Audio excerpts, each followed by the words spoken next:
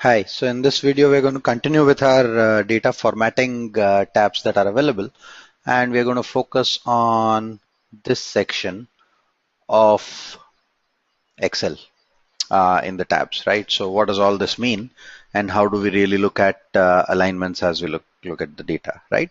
Now, some of this is figuratively easy to kind of understand, because when you look at it, it'll give you a sense of what it is trying to do. So let's understand and get into this, and once we get a sense, it'll be easier for us to try this out. So let's look at use top, middle, and bottom functionality for alignment. Let's say there's a number 1, 2, 3 written in this cell A7. If I just resize it a little bit, I find that 1, 2, 3 is lower now on the left bottom side.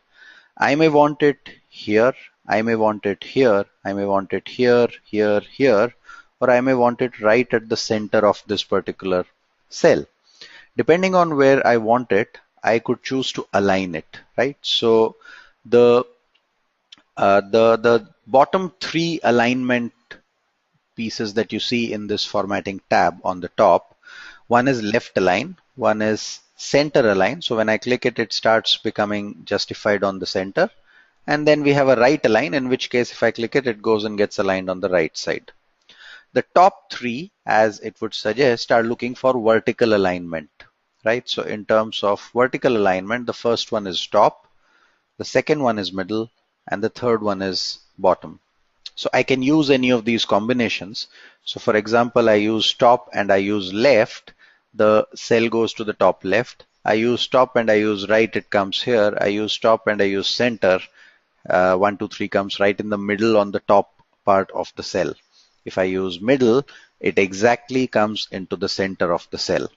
So sometimes it is good in terms of formatting data. If the cell size is bigger, you may want to kind of align it in a way that it looks more readable.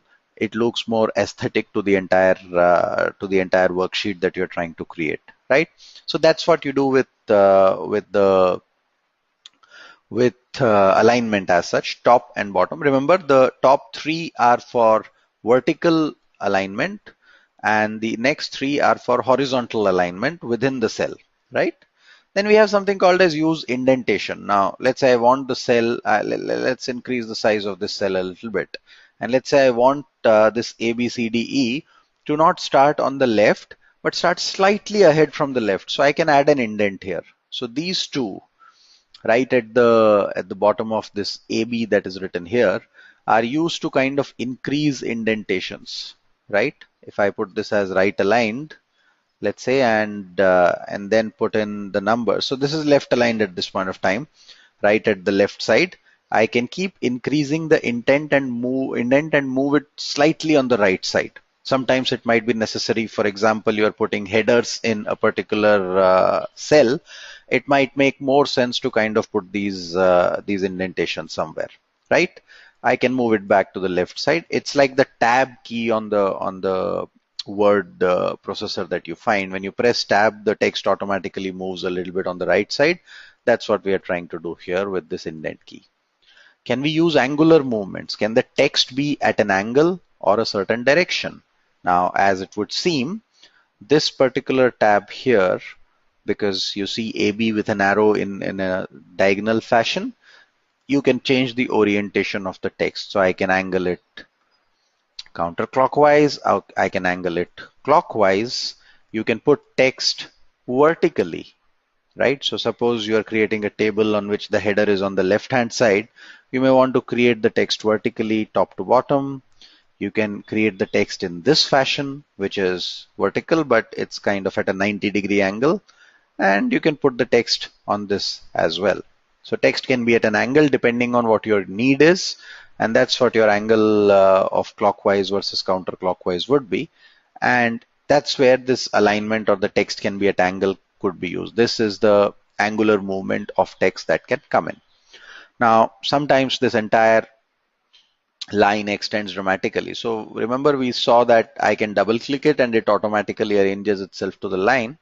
If I don't do this and I want it to kind of fit in the same cell, I don't want to increase, let's say, the width of the column, but I'm okay doing the height of the cell, even if I increase the height, it does not rearrange itself within that, right? So what do? I click on this wrap text. You see the wrap text thing? It'll automatically wrap the text within that cell and plug it in a format such that it comes within the cell, and the height of the cell automatically adjusts itself once you wrap the text, right? So you can undo it again by clicking the same tab, wrap text, undo it, right? Then what comes is merge and center. Sometimes you are building a table and on the top you want a header which is like central aligned.